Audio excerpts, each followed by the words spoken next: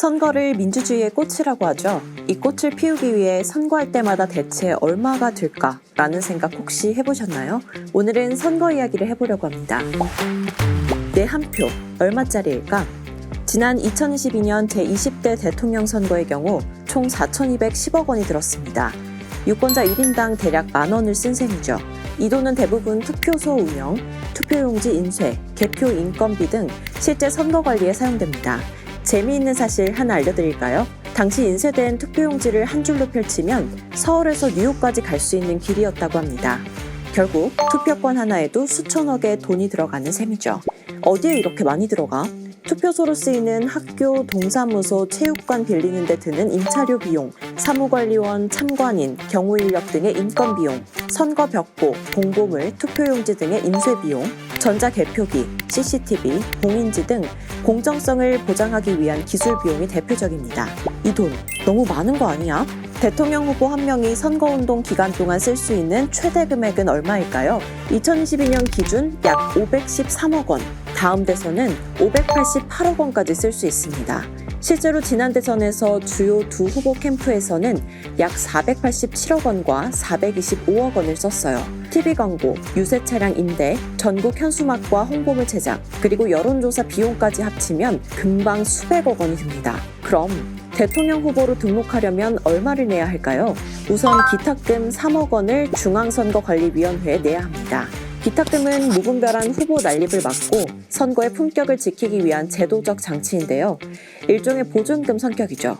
득표율을 15% 이상 얻으면 이 돈을 전부 돌려받기 때문입니다. 하지만 10% 미만이라면 전부 국고로 사라지죠. 그래서 후보들 사이에선 이런 말이 있습니다. 대통령 후보는 3억짜리 도전이다. 결국 진짜로 후보가 되려면 3억 원 정도는 있어야 하는 게 현실입니다. 법적으로 기업 후원은 금지되어 있어서 개인 후원금이나 정부의 선거 보조금으로 충당됩니다. 그래도 대선 후보 한 명이 하루 만에 후원금 29억 원을 채웠다고 하니까 정말 쩐의 전쟁이 따로 없죠. 후보들은 시민들에게 소액 후원을 받거나 선거 펀드라는 형태로 돈을 빌리고 선거 후에 돌려주는 방식으로 선거 자금을 마련하기도 합니다. 선거는 비용일까 투자일까? 재밌는 건 선거가 단순히 돈 쓰는 행사가 아니라는 점입니다. 선거철마다 일용직과 단기 알바 자리만 해도 수만 개가 생겨나고 인쇄업, 광고업, 장비 설치업, 운송업은 특수를 누리죠. 그뿐만이 아닙니다. 지역 소상공인, 렌터카, 요식업까지 매출이 상승하는 효과가 있습니다. 선거가 동네 경기를 살린다라는 말이 농담만은 아닌 거죠. 넓은 의미에서 선거는 사회적 투자란 해석도 가능할 수 있겠네요. 다른 나라는 얼마나 될까?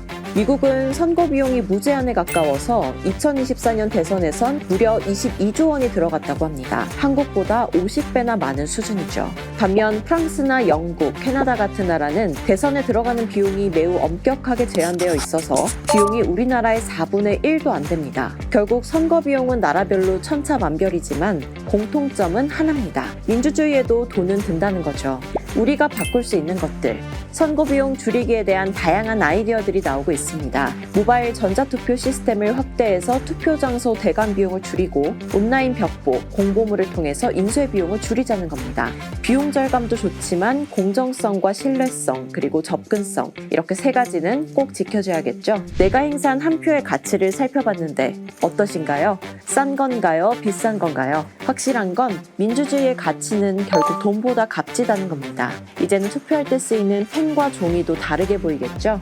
그럼에도 투표를 하지 않는다면 결국 나의 권리뿐 아니라 내 돈마저 버리는 셈이 되는 겁니다. 선거 비용을 줄일 수 있는 아이디어가 있다면 댓글로 여러분의 생각을 남겨주세요. 그리고 까는 생각에서 다뤘으면 하는 주제도 댓글로 남겨주세요.